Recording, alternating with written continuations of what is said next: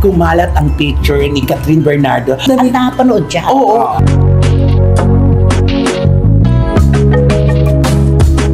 May nagpakita daw na kasamahan ni Daniel sa kanyang taping. Pinakita yung libahe. At nung nakita daw ni Daniel ang reaksyon. Ay, may butiki. Ang ibig sabihin doon, hindi siya sang-ayon sa nakikita niya.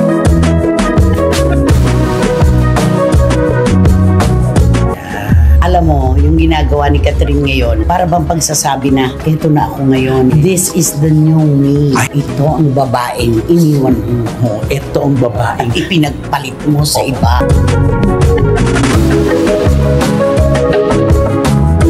Veteranang kolumnista na si Christopher Min, hindi makapaniwala sa ginawa ni Catherine Bernardo at Daniel Padilla.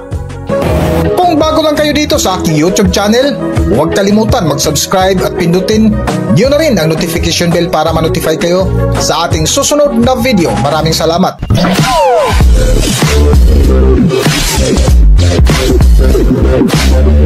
Welcome back to Philippine Celebrity Broadcast.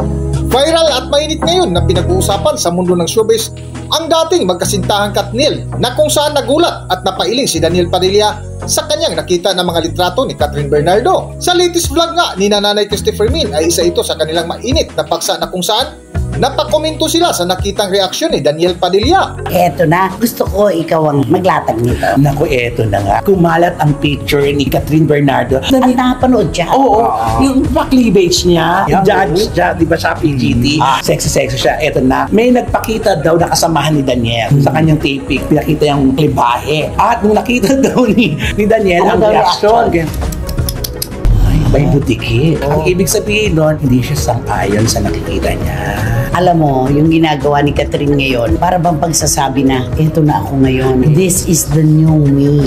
Tapos yung iba naman nilalagyan ng ibang quotation. Ito ang babaeng iniwan mo. Ito ang babaeng ipinagpalit mo sa iba. Sinayang mo. May mga ganun. May caption na ganun. Wala naman tama doon sa tatlo na yun. Yung ipinagpalit, wala naman resibo. Correct. O yung, eto yung sinayang mo. Ano naman yun? Dalawa naman sila nagdesisyon. Correct. At si Daniel lang bang nanghihinayang? Siyempre magagayat ang Daniel fans. Hindi lang si Daniel nanghihinayang. Dapat ikaw manghinayang ka din. Kasi sa 11 years, iba yun. At saka ano daw, ang katapat lang daw ng klibahe ni Catherine, ng cleavage niya, ang bagong hairstyle ni Daniel Padilla. Nakagwapong bata. Pagka tinitigan mo talaga, walang mali. Ang ganda kasi ng mukha. Ang ganda ng mata. Ang ganda ng ilong. At saka alam mo kung bakit si Daniel ngayon, parang sa akin na parang gumanda yung katawan niya ngayon, nagkalaman siya. At bumagay. Nakamove on kaya siya. Ewan ko sa'yo, sa palagay mo. Oo, palagay ko nakamove on siya kasi diba, dapat kasi pagka problema ka sa love life, diba dapat pumapayat ka. Problemado. Oo, problemado ko anong dapat mong gawin. Po siya wala. Diba, nagpagupit pa siya, nagpaano, tapos nagpalaki ng katawan. At saka, pansin-pansin talaga, lumalim ang kanyang acting. Yes.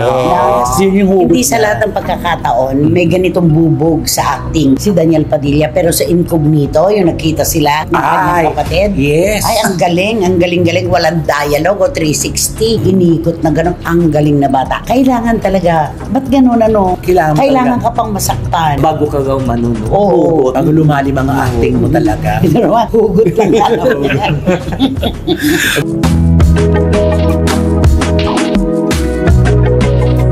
Dugto nga ng kwentuhan ni Nanay Christopher Min at mga kasama nito na sina Romel Chica at Wendell Alvarez ay nauwi sa tawanan ang kanilang kwentuhan na kung saan sumingit ang isa nitong kasama na si Wendell Alvarez na tila inaakit si Daniel Padilla sa mga litratong ipinost ngayon ng dalaga. Hindi, pero diba, siguro sabi ni Catherine, pues, maglaway ka, ito rin ako. Sobrang sinabi. Sobra ba yun? Diba, siyempre, alam mo naman si Daniel nung panahon na yun, diba, ayaw niya makita yung nakabistya. Conservative. Oo, conservative masyado siya. Ngayon, nung mawala na, tignan mo, nagpakita siya. Diba, nagpa-sexy si Catherine, diba? Lalo na yun sa mga modeling niya doon sa isang brand ng ano, diba? At saka nagtutupis na siya. Diba? Talagang ano siya. Oo nga, hindi natin nakalain na si Catherine aabot sa ganitong punto na magpapakita ng flesh. Oo, kasi yung imahe niya dati, kala mo talaga yung parang yung saka nasanay tayo na ang damit niya lagi.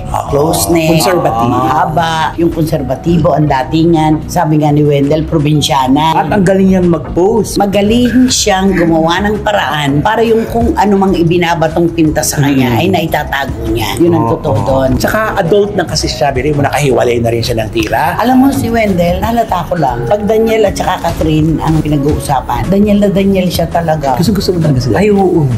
Una-una si Daniel, di ba, gwapo, matangkad, di ba? Ngayon, tignan mo naman, lumalalim yung acting naman. Hindi, sa ugali. Hindi mo ba siya nakasama? Hindi, nakakasama niya.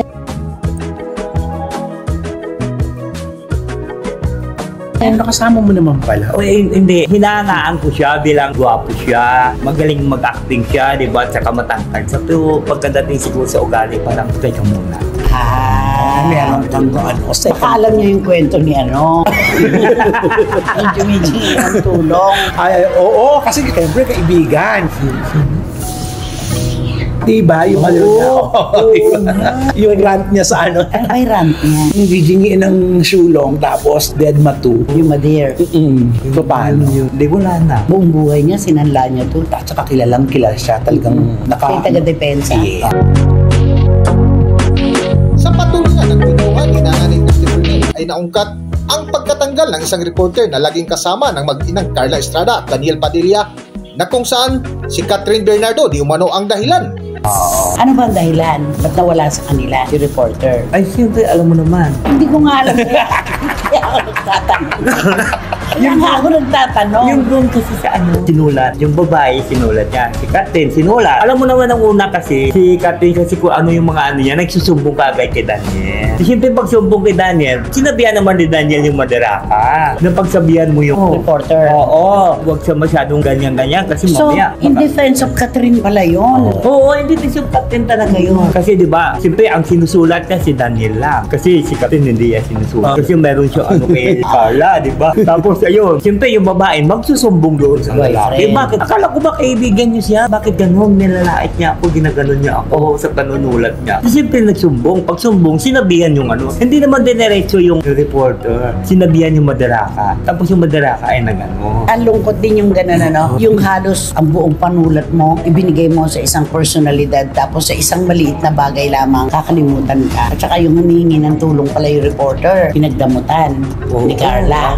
Pero sabi daw, wala na eh. Pagtapos ng serbisyo, hindi ka natutulong, Ay, di ba kaya nga ay nano niya yun eh. nag-grant siya. Oo. Ano ang pagkasulat niya? Ay, naku, sabi. Magkano pagka-post? Maghinto na tayo. Ang sabi doon sa post kasi na kung kailangan niyo ako, yung mga parang nandito ako, tapos ngayon nangangailangan ako. Samantala nung una, isang tawag ko lang sa inyo, talagang nagbibigay. Oo, nagbibigay. Bakit ngayon, nag-iba na yung ngali niyo? Parang gano'n. Yung una nga eh, isang ano ko lang, tapos kung ano yung sasabihin mo sa akin, talagang ginagawa At ko. palaki ang naitulong. Oo. Tsaka kilalang kilala talaga siya. Pangalanan na natin kung sino yung tinutukoy natin. Ayoko na mag-isip ang mga SNNers nang hindi nila alam kung sino yung pinag-uusapan natin. Adi siyempre si Dominic. Sabi mo yung apelido. Dominic Rhea. Ayun. Dominic Rhea. Si Dominic Rhea. Kakalungkot, samahan na nasisira ng dahil lamang sa maliliit na bagay na pwedeng pag-usapan. Kakalungkot.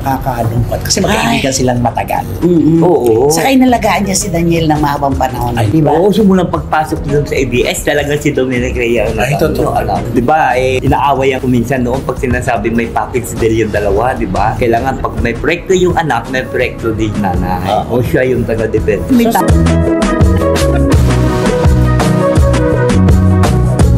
Ngunit sa dulo nga ng paksa ni Nanay Christopher Min ay ipinaliwanag ng isa nitong kasama na si Wendell Alvarez na tinanggal ni Carla at Daniel Padilla ang nasabing reporter para maprotektahan nila ang pangalan ni Catherine Bernardo. Para sa buong detalye ng kwento, narito ating panoorin ang video. Si Catherine pala ang dahilan kung ba't nawala si Dominic sa kampo ni Carla. Oo, kasi sinulat eh. Nagsumbong kamo. Nagsumbong yung girl doon sa ano. Nagsumbong yung girl. Oo, Sa Mentus. yung girl nagsumbong sa Menchong. Yung Menchong nagsumbong sa Madaraka. Paano? Nagsumbong ang girl lang sa Mencho. Nagsumbong yung girl sa Mentus. Tapos si Mentus nagsumbong sa Madaraka. Ayun. Saan na tayo napunta? O basta. Basta walang relasyon si ano? Si Daniel at saka si ano? Kayla Estrada? Oo. Tingnan mo, pero cute sila together. Ang dami nga nag-prepare sa kanila. Pero wala pong katotohanan yun. Magkakasama, magkakaibigan lang. So, nauwi tayo kay Dominic. Sayang. Sayang mo. Kasi na, di ba malayo na kasi yung Madiraka eh. Nasa Ayala Alabang na eh. Kahit nasa Mars pa siya, kung talagang gusto niyang... O, isang text lang na. Oo, kung gusto niya talagang tulungan yung isang tao na naging bahagi ng karera ng kanyang anak. Pansamantala, itatabi natin yung mga tampuhan dahil kailangan ng tulong nung humihingi. Diba? Total, simple na pag-usapan natin. Ano yung kwento sa iyo na? Di ba? Ano yung Romeo Bravo? Ano yung isang Madiraka din? Yung isang Madiraka na marami doon nag-text sa kanya, nagbibigay ng Gcash. Ay, Oo, grabe yun.